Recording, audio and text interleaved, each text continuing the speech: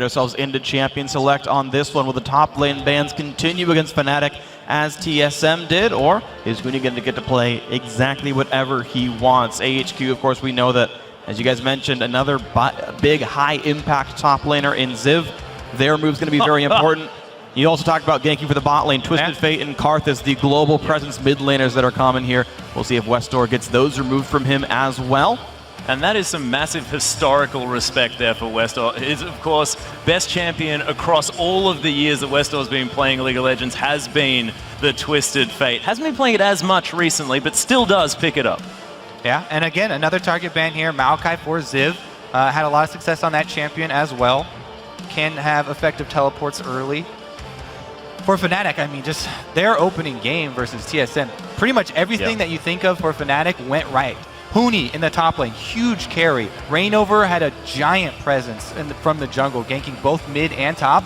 And then bottom lane, Yellowstar was even freed up to roam around and get kills on Bjergsen in the mid lane. So they pretty much were firing on all cylinders.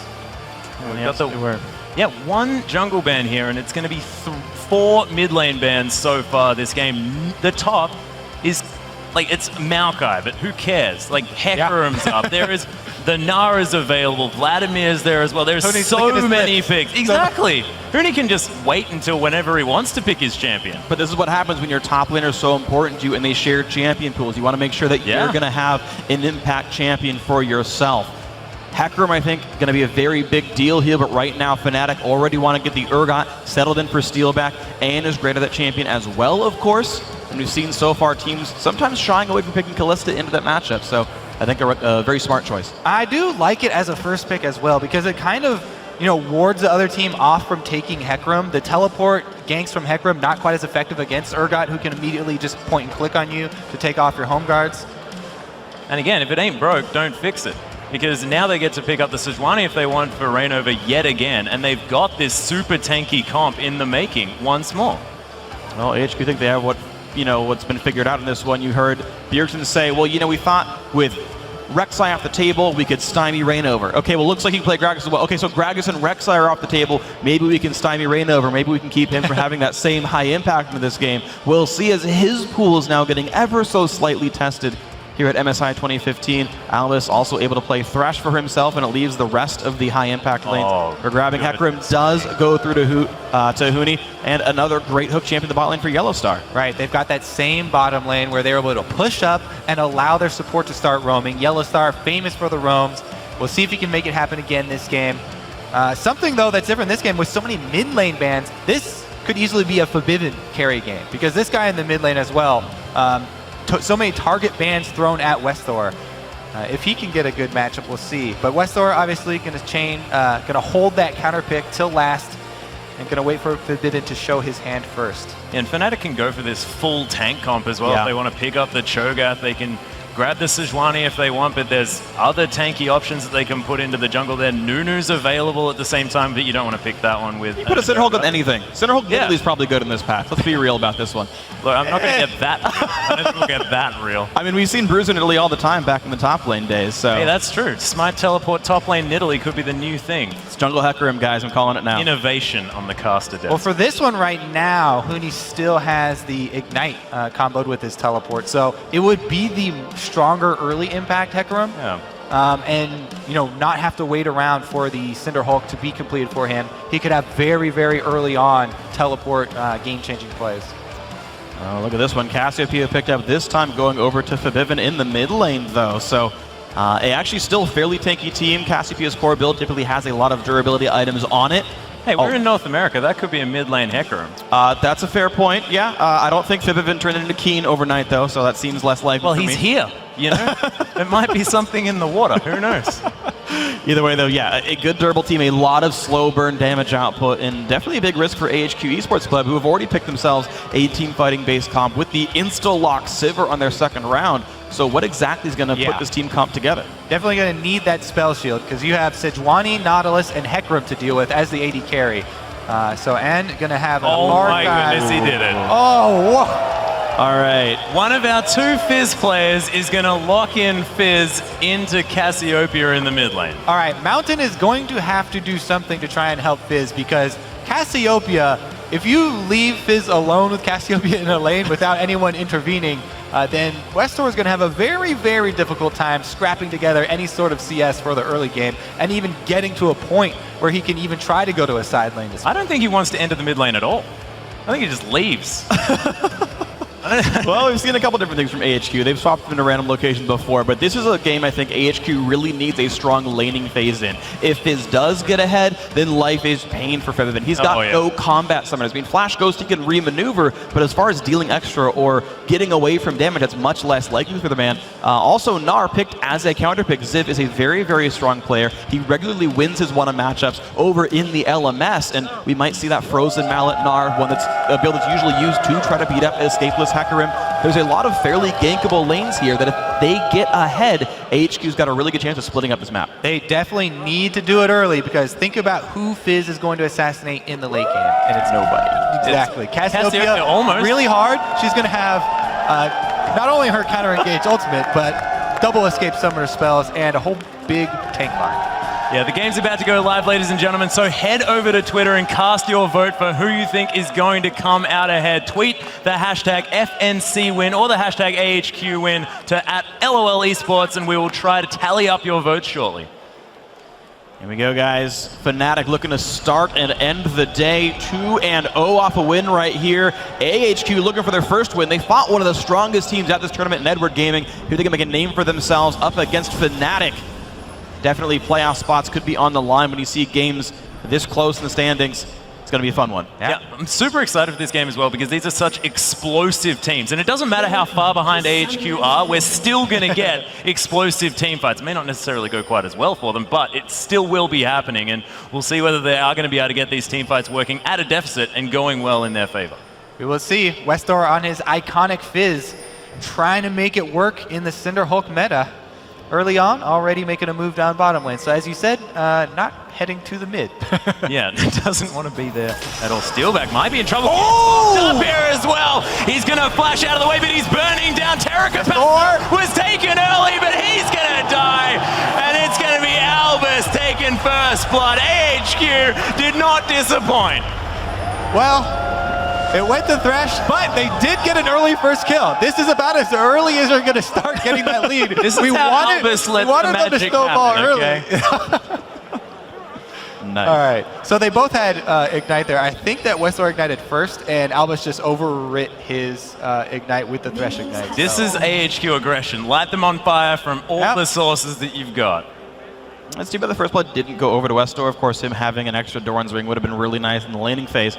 But 100 gold means a couple more potions. You talked about that lane being pretty rough, but yeah, you know, maybe getting level 2 off of actually the first wave, I think it might be enough experience for that. And having a couple more potions is going to be a big deal. Actually, with 5 health potions and the Crystalline Flask, with the changes to Cassiopeia's mana pool, if she goes aggressive early, then he may be able to just out-sustain her like a boxer, just taking as many punches as you can early in. Yep. And Cassiopeia tiring herself out. And Fnatic once more actually just going to take the little Krug, as Albus was trying to be a bit of a nuisance there as well. So they're going to head back after taking down the Raptors as well.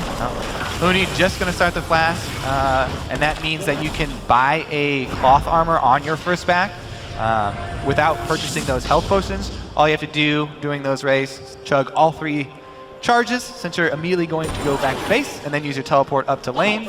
So early level 2 here for Hooney. All things going according to plan. Plus, since he does have that Ignite, he's going to have to be very, very careful with this. God. And the early bully begins. I can't believe he went Doran's Shield, actually. There's really no impact that Doran's Shield has up against Hecarim. He's got the single target damage of an auto attack, and his only potion already used up here. Already looking a little bit bad for Ziv, who got the counter pick. Yeah, we talked Rampage about isn't a single target spell either. No. You're not going to be taking away any of that damage. It does have health regen on it, so like there is some saving grace. Ziv's health will come back up pretty quickly, and Hyper does magic damage, so there's tools still here, but it is an uphill battle. Oh, Mountain. We're looking for some early moves. Sneaky tunnel through the dragon, and he gets in behind the bottom lane. Oh, will he have the knock up there as well as the Prey Seeker comes through? Nice death sentence from Albus there, and he's actually going to get Steelback again and picks up the kill this time. Another knock up onto Yellow Star and AHQ. They want that thing. Oh! Going so do it! The flash!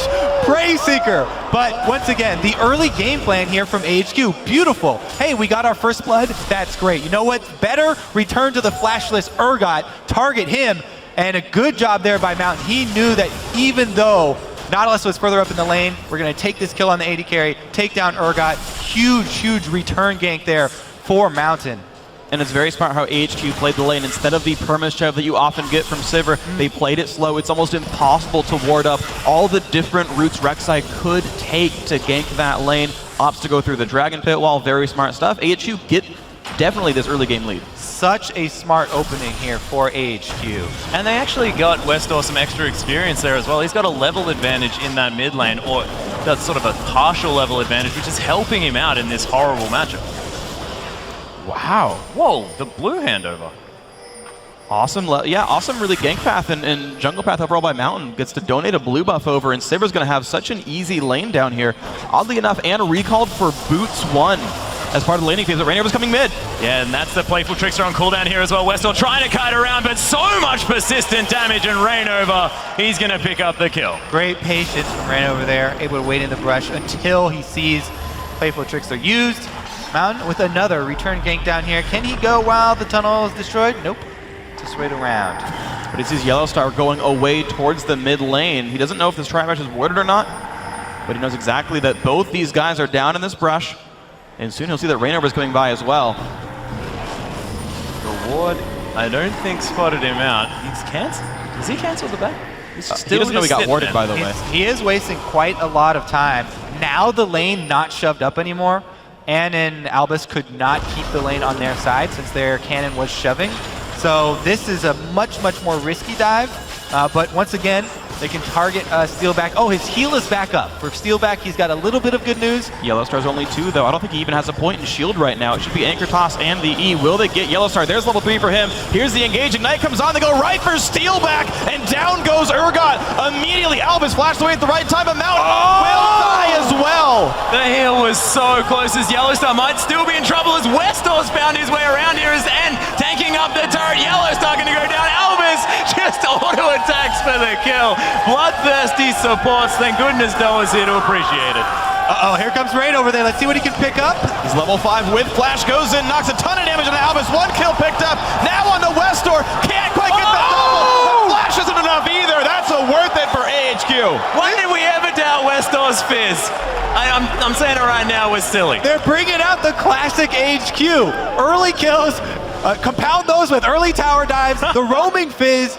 Westor now with a pretty good start, and he wasn't even punished too heavily in the early CS. Just the early kill there from Rainover, and AHQ are getting the game that they want. Yeah, the kill and 2 assists on him is actually going to make him equal gold to Febivin, even though this Cassiopeia is out CSing the lane overall. It's worth pointing out, AHQ, all this money is on the Thresh. He's actually got the most money on the team. He's got Sightstone, he's got mobility boots. Albus needs to compound this advantage with the roaming plays. But the problem is every other lane has all their summoners up. It's going to be hard for Mobies to mean anything in this matchup. Going to be the hard carry Thresh. But there is still 1,600 gold sitting on Ant. Can go back and pick up a BF sword whenever he feels like on the Sivir, and has been a beneficiary of the aggression from Albus. Yeah.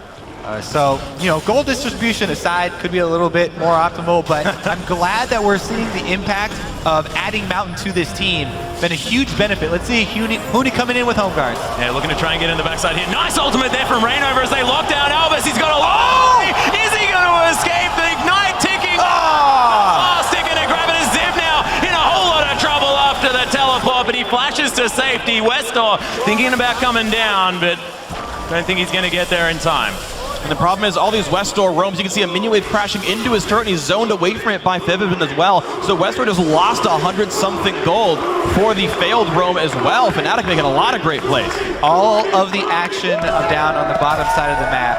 And we have not checked back in on that Hecarim versus Gnar matchup where we saw the early level 2 from Huni, and he's been able to increase that lead and now affect the rest of the map. Great early teleport with the home guards.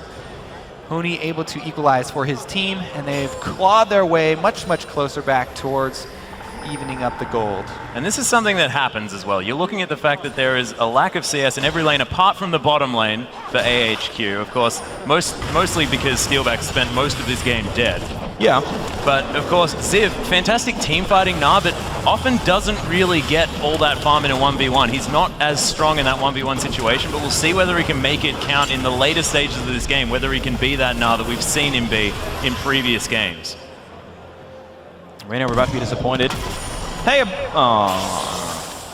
well done by Mountain, of course. Warded it up. Smart timing by him. Sees Fepivin clearing away everything else. Sweeps out a ward. And it's also worth pointing out, by the way, that Fnatic, a lot of their kill. Oh, that's a really good one. In trouble. Forced to use the flash. Petrifying Gaze going to go wide there as well as the poison going to come through, but not really going to find Mountain there. He just wants to take a tunnel home. Ult for ult, and they get both summoners off of Fepivin. So another good move here from Mountain after the blue steal, taking advantage as well of the pathing here from Fepivin. Yeah, that means Boots of Mobility Thresh can actually make a play on this mid lane now. Cassio, low summoners available, and AHQ have actually shown they're very good at abusing mobility-less mid laners here. I do expect them to make some more good plays. Overall, Ziv going super hard onto Honey here as well. There's a big minion wave, but he's Hecker him, so it's just not really going to be happening. I don't know why I get excited about these top lane skirmishes. Well, we're seeing the way Ziv used to kind of win these matchups. A lot of aggressive pressure onto Fnatic. 800 gold lead for AHQ. The early kills have been equalized somewhat. Fnatic coming back off of great TP plays by Huni. And of course, great ganks by Rainover. He's still trying to clear some wards away. Mountain says, get off my wards. I want this vision. It's all mine. And a nice crab cake to go with it. Yum. Delicious. Let's see, though. We haven't seen the first dragon from AHQ quite yet. They usually do like to get those stacking fairly early, so they can head towards that number 5. Laying the groundwork, though, trying to clear out some of the vision. They also have a substantial lead in bottom lane, so if they want to try and take advantage of this cooldown on teleports, then they have to make something happen fairly soon here. And they would definitely want to do that, because Fnatic's definitely their biggest power player is Huni. The jungle you can't really control because Rainover will be roaming around. But the teleport you can work around. Mountain is going to clear out a pink ward in response to the pink ward removed by Rainover in the bottom side of the map. The other thing is that Mountain, you saw that go down, buddy. Sure. Oh! Gets flashed. Whew. Yeah. So with that, I actually make a trade with that. Since they know that this Sejuani ultimate is down, this teleport's just came back up there for Huni. So if they're timing that teleport, then maybe that will dissuade them. But No, HQ have this really, really strong opening where it's a double tier comp from Fnatic. They've got Urgot on his tier, plus Urgot's been kept down. So this is a really non-factor AD carry in the bottom lane. And the mid lane, here comes the teleport though. Back off cooldown, here comes Huni. Yeah, Albus actually flashing, trying to flare Huni out of it, but Ann is going to get the there's the onslaught of shadows as Huni's going to take down Albus, but Ann makes it to safety. That's a kill on the support, but can they turn it into a dragon? Man, Huni just carrying this bottom lane. This is the only damage Urgot has the bottom lane back up. Is what he's trying to do. A long sword versus a BF. Without the intervention of Huni, that bottom lane goes heavily in favor of HQ, along with the bottom territory. Here goes Yellowstar, though.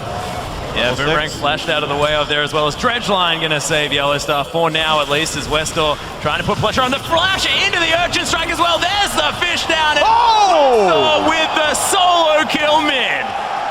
Taking advantage of both summoners down. Big pickup here for Westor. And Westor hadn't even bought in forever. That's double Doran's Ring Amp Tome, and it was just fine. He's had that for 7 minutes, I think. Yeah. Worked out for him, though. Mountain now trying to play aggressively as well, and with the mid laner missing, no TP up for Huni, who's back in the top lane here. This is AHQ with complete control of how they normally win games. Dragon number 1. And this is AHQ with a lead at 13 minutes in the game as well. This is unheard of. These guys probably don't know how to win with a lead. It's not how it works. Well, they normally gank bottom the whole time. The laning phase might be difficult, but the ganks certainly always seem to work for these guys. Ziv forced to run away from Huni, though. Hyper still doing plenty of damage, and Mega Gnar is not far away. Huni forced to respect that. Huni doing his best to convince Ziv that they do not have a lead. And here comes Rainover. Mega Gnar, though, they're going to have to wait for that one to time out before they go for this dive. It looks like he's going to cut off the minion wave. Yeah, no summoners, no ult for Huni. They will not wait for it to time out. Yeah, that's Wallop on cooldown, though. There's the Gnar into the wall as Huni is able to get that turret tanked up for him, but Ziv able to survive. I don't know why they thought that was a good idea. Yeah, Rainover should have known there's, like, he's currently Mega Nars. If it hasn't been in a team fight, that ult is up. He baited it out, but it's not like Dragon's coming up either, so there's a lot of health bar lost there. Yeah, Fnatic actually lose a bit of map control off of that play. So that should free up Mountain. Now he's immediately venturing into enemy territory to try and get some vision down for himself. Utilize the sight zone from Rek'Sai. Rek'Sai, by the way, very confident in the invade because of the passive. Rainover could be in trouble here. Nice use of the ultimate as Huni's going to come through with the ult there as well. Fibibin looking to try and get amongst it. Ziv, though, just takes down Rainover. He's getting ignored in this one as Mountain trying to get back in. They are going to be able to take down this blue buff. Westor just says, it doesn't get taken. Mountain says, no, I did all the work here, buddy. You can find your own blue buff. Not very good on Rek'Sai, but we'll gloss over the fact because Mountain has been so good for his team. This game, he's really shown up, and he showed how the Rek'Sai versus Sejuani advantage for Rek'Sai is supposed to go early on in the game. Albus going to get some deep vision of his own down, and yeah, Westor just getting delivered a kill here on the back of an Earth as Yellowstar going to get taken down with the help of a red buff for Bivin. He's going to force him to take a lantern out to safety. Mountain, though, may have found him. He steps out of the side of the ult as Rainover comes through trying to protect him. Steel back in trouble. And all of his, that hook is massive. In comes the cavalry. Steelback forced to run away, turns his back to the team, and the kill comes in. These fights keep trickling in over and over. AHQ gets the kill. Rainover gets a red buff steal, and a lantern pulls the red team out of the fray.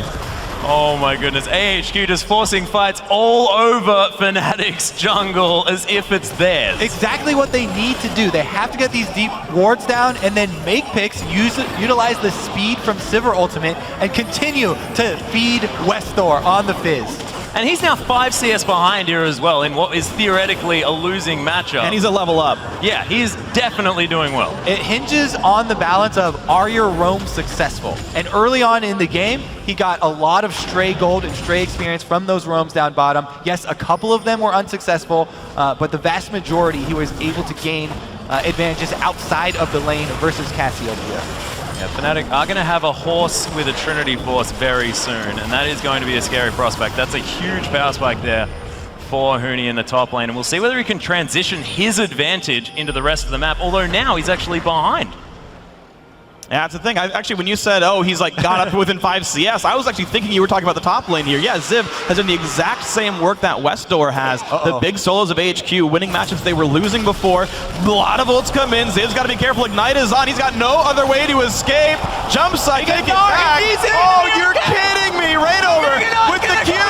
Mega Nars here. Rainover, don't you dare even try this. Ziv gets a bunch of health. Not even close.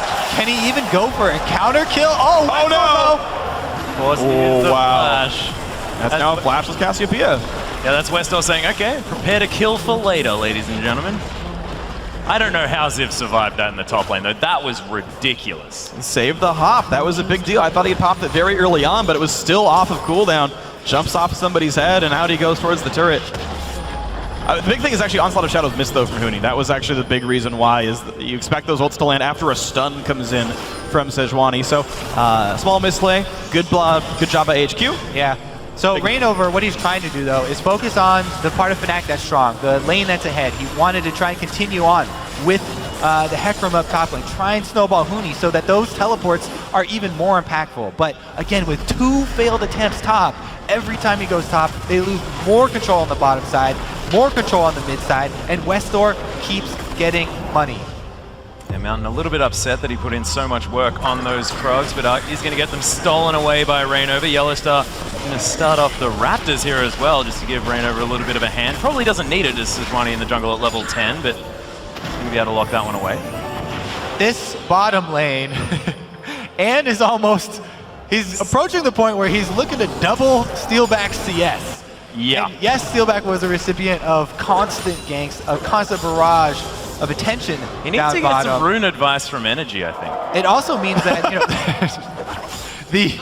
the transformation to try and get to that Murmana point is going to be very, very far away. This Urgot is not going to help out Fnatic in the team fight.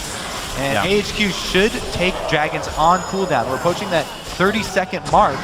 They need to get some deeper vision down because they want to get towards number 5 as quickly as possible. But that's happening for them. They've moved their dual lane to the mid. Oh, Hootie coming in onto the back lane. Great spell shield by Ann. The Fear not really going to do much either. Oh, but that massive hook from Yellowstar forcing flashes away. In comes Mountains in to pop out of the molehill. Look for Hootie, look for Febivin. Half HP down to 200. The re-engaged Central Rek'Sai forced to flash away. In comes the Shark. In comes Westor from the back door. Takes one down. Alba is going to get stunned up. Ann as well can steal back, find anything. Ziv has joined the fight right now. He's meeting now, but he's not far away from growing. Now out of proportion. Rainover goes down as well. Steal back. The swap's going to miss as well. 4 kills coming through. A double for Ann. 4 kills overall. AHQ crushed the team fight. Fnatic have no damage to finish anyone on. AHQ are going to easily get this dragon. 4 members down. They are going to snowball this mid game.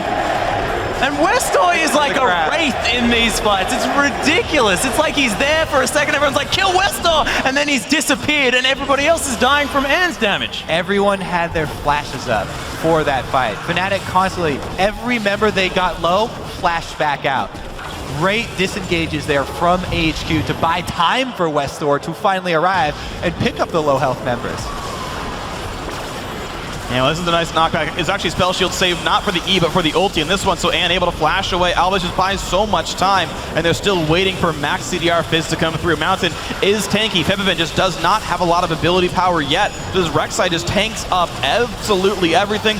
Westor can't be stopped anymore, and of course Steelback just doesn't do very much right here. So yeah, the stun lands, but your only farm member, the mid laner, is out of things to do. Huni has no cooldowns up anymore, pops in the E, but yeah, well, guess what? Your health bars are all gone. An amazing hook, of course, by Albus, but you've got a 2-item AD carry, getting to hit for free onto everybody. That's how teamfights are going to go when Sivir just gets to attack you. Oh, Westor going for the 1v1 on Huni here in the top lane, meanwhile, and Huni's so strong. He's on Hecarim here. Rampage doesn't land. Albus looking for it. Whoa! Goodbye! Trickster, and he gets it! Max CDR Fizz is the new build. That's the build Westor uses. No, Playful the old Trickster build. has essentially no... Well, the old build was Lichbane into Zonias. This is Morel and Amicon cooldown Just boots. before the change, though, this is the build for Fizz, but it's come back again, even after the fact that the fish is now a little bit different. It's ridiculous. Westor's a god. He takes it as a challenge. Assassin's no longer in the meta. Fizz will always be one of his favorites. So AHQ managed to do exactly what they wanted. Split the map up, constant skirmishes. Bruisers by default tend to be less mobile than these Assassin-y 1v1 type champions, constantly getting the skirmishes, working well for AHQ. With that kill, also able to complete the Zonia. So he can dive into the backline without fear, without any repercussions even, because he has so much time where he can make himself untargetable. And this is an 8,000 gold lead here at 22 minutes into the game. This is a heavily snowballed map. We'll see whether Fnatic can play less aggressively, try and turtle this one out, because they have to turtle super hard if they're going to stay in this one. They do, and they will probably look to try and turn around a tower dive. If they get 5 people together, Fnatic can try and chain their CC. During a tower dive, they'll have the extra DPS from a turret. Yeah. Could make up for their low DPS from their AD carry. Uh-oh, here comes the tower dive, though, but they don't have the member. He's going to go down. Mountain's going to pick up that kill. Huni just going to look like he threw him out of that fight. Of course, took the lantern. And Huni just watches his support die. AHQ don't give you the time to set up the 5-man defense for the tower dive. They jump the gun and grab a kill. Very nicely done by AHQ. They're keeping a decent amount of wards up overall. Albus and Ann gonna knock that one down. 200 gold apiece for that turret kill. 10,000 gold lead 22.5 minutes in. And this is very impressive by AHQ. We typically see the first 15 minutes by them plays really aggressively, and then it slows down as AHQ usually just plays for Dragon 3, Dragon 4, Dragon 5, and they'll play a slow game, which they're happy to. They would actually win if they did that, most likely. But also looking for the tower dives, playing them right so far. Impressive game by these guys. Yeah, Westor's actually found Huni yet again, uses his ult defensively. There's a petrifying gaze though. Fnatic trying to turn this one around. Nice boomerang from Ziv. Gonna do a fair bit of damage as Albus and Ann looking to pick off Rainover. And Fnatic forced to retreat after. That was a beautiful ult. You know, Huni actually delivered that one to Febivin, by the way. The visual. Like, here, have a knock-up, thanks. And Febivin's like, I guess I'll flash away from this fight then. Thank you very much for your assistance. And And more summoner spells down for Fnatic. We're definitely seeing Fnatic's linear playstyle. We're seeing the problems that they have when they're the ones who are the recipients of the early pressure and the early snowballs down bottom, the constant dives and ganks under the turrets. They're having a really hard time regrouping here, constantly losing territory. See if AHQ can keep up the vision control, especially on this red side jungle. And I think they will, actually. AHQ have now put their default status as duo lane mid, Fizz split pushes bottom. We've already seen that Westor can win any 1v1 on this map, but having Albus come around the map from the mid lane, it's very easy to ward whatever side of the map he needs to be on, and actually even facing against this magic resist stacking Cassiopeia from Febiven, an easy matchup as well. And they're going to start a Baron. Yeah, and they watched the fact that Huni did just go back, and Westor's in the bottom lane, but AHQ don't mind. They're going for this Baron. It's below half health now as well. Fnatic have no one in the vicinity. The freest Baron ever delivered to AHQ, and they say, where did everyone go? And he's got nowhere to run. Unless he runs into that bush right now and starts channeling teleport. Or he could run through the base. Let's see how long he can get away with this. Yeah, Mountain looking for the knock-up, and he finds it here as well, as Devastating Charge has, in fact, ran out. This could be some Benny Hill music needed as AHQ go for the chase. Well, if they give him too much time, he could always teleport away for 4 seconds. Huni has the ult up as well. And Charge on the mid lane knocks the turret down for his life. Huni gets caught and kills a turret for it. Holt's over the wall, still on the run away. But careful, once Ziv hits him, this guy has a frozen mallet. That will be a dead pony, turns him into glue. Westor is dominating. Oh my goodness, Westor though, so frightening. Does have a Sheen now as well, going for the Lich Banners and continuing to push. And this is what Sivir does pretty well towards this stage of the game. And he's got another BF slot on top of the fact that he already has his 2 items of choice. Well, with Baron buff, you know, this team usually has a pretty hard time knocking down these deeper turrets. But with Baron buff, with Huni taken off the field, very easy for AHQ to move in, take over the entire map, clean up these objectives, and they can stack dragons as well. Number 3 here, the speed is going to be quite large. Albus is really, really good at death sentences, but can't hit a stationary dragon. It hadn't spawned yet, I think. I hope that was the reason why Albus. Otherwise, looked like it was on the right line to me. You know, either way, it was. You know, he's better hitting champions. Well, if that's the only one he's going to miss this game, then I'm pretty happy with it. He was predicting the dodge. Yeah, he's bad lighting the dragon. Yeah. Typical. Outthink yourself. That's how pros work. Beautiful. Lich Bane now completed here by Westor as well. 3 item Fizz plus boots 2 is a frightening prospect. Probably looking for that Void stuff next up here. And Vivin does have his Abyssal Scepter completed. What does he go for next? Does he go for a Death Cap? Does he try and get sort of that multiplicative AP going on? Or does he need a Void stuff? I think he needs a Zhonya. So we're talking about Febiven here? Yeah, Vivin, yeah. Yeah, I think he needs to be able to not die to a Shark right here. Abyssal Scepter and the Seraph's active, I think, is not enough durability to survive Westor. So dodge the fish or dodge Playful Trickster. Westor's better than me, but I've spent so many games like landing Playful Trickster at the same time as a Shark and just getting it Zhonya's that if you ever do that, you just like lose all your damage output. Westor supplements that with a Lich Bane, so it'll help a little bit here, but I think you need to just dodge some of the burst that comes out from AHQ. Rainover didn't manage to kill the drone, which is a bit unfortunate. It's running everywhere as well because it really wants to kill Ziv. It's actually worth pointing out as well that Fnatic aren't really itemizing any magic resist on their really important members. Huni, still no MR, and Rainover hasn't, I guess he got a Spectre's Cowl, but he's still going towards what looks like to be a Randuin's next. So, you know, Fizz getting a lot of time and a lot of damage output really on these big tanks. Oh, you know, Fizz can't kill tanks. Well, none of the tanks built MR. Yep, plus they're continuing to grab the objectives, splitting up with the 1-1-3, utilizing the Baron buff in all 3 lanes, using the split push power. Nobody can 1 versus 1 either of the solo lanes. So a very easy push here from AHQ as they knock on the inhibitor doors. Well, this has been a shutout here from AHQ. They've gotten every neutral objective in this game. They've only lost 2 turrets. That's the objectives that they've lost on this map. They're great, as we said, they're great at snowballing these early leads in these early fights. Yeah, Huni looking for something though. It's a decent land to try and get Ann to safety. He's trying to escape from this horse who's trying to do some work in the back line, but for Vivin, he's in trouble, but manages to get a beautiful ultimate, and there's Westor. Oh, Ziv actually trying to do some work. Albus in the backside trying to peel for Ann. This is on so many fronts, but AHQ just win it everywhere. 4 for 0. One last kill will be Yellow Star. Westor, why not pad the KDA? +1 to you, sir. Gnar gets the kill, but either way, it's going to be an inhibitor turret going down on this one. Ziv taking it about as long as he's able to. Yeah, that's about as long as he can do it. They'll be able to finish it. Will Mountain die in the process, though? No, he's fine. That's how you juggle turret aggro, guys. When you're very, very aggressive as a team, you learn how much damage you can take from a turret, and they're going to take an inhibitor from that one as well. The mid lane inhib goes down. AHQ just with so much control. And man, this team is looking so much better than they did earlier today, and especially in their playoffs. It's a combination of AHQ and the team that they're playing. Both of them with similar play styles. Whichever one of the teams was going to get that early lead, we thought it would be sort of explosive. And AHQ did a really good job capitalizing. Let's take a look at this spread out team fight. Amazing. Oh yeah, exactly. Huni trying to come in. As we said, the #1 thing you want to look for when you're facing the teleport home guard Hecarim is the first attack to tag him and take away that bonus. And then the rest of it, it's just cleanup at this point. Honestly, a gigantic lead for AHQ. Peppermint takes a bit too long to focus Mountain as opposed to Ziv, a much tankier target on this one and a lower damage one. But either way, the chase down power is so darn high. Frozen Mallet, Ziv, Sivir ult on for part of it as well.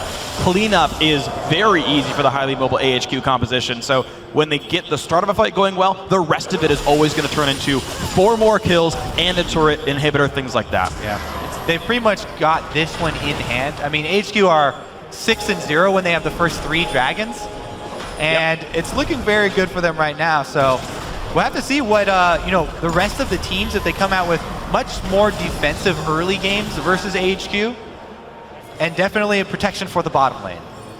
Yeah, absolutely. I mean, the bot lane focus works out. Ant looks so good in most of these games for AHQ. Whenever they win, he's got a ton of pressure from the rest of his team, and he converts it very well in team fights. Looks like more of the same here for AHQ as they look to push on in. 30 minutes in, gigantic lead of 16,000 gold for them. Baron and Dragon both coming up very soon, but I'm not sure AHQ quite needs it right now. Bot lane is the target. TP is up for Ziv's Gnar.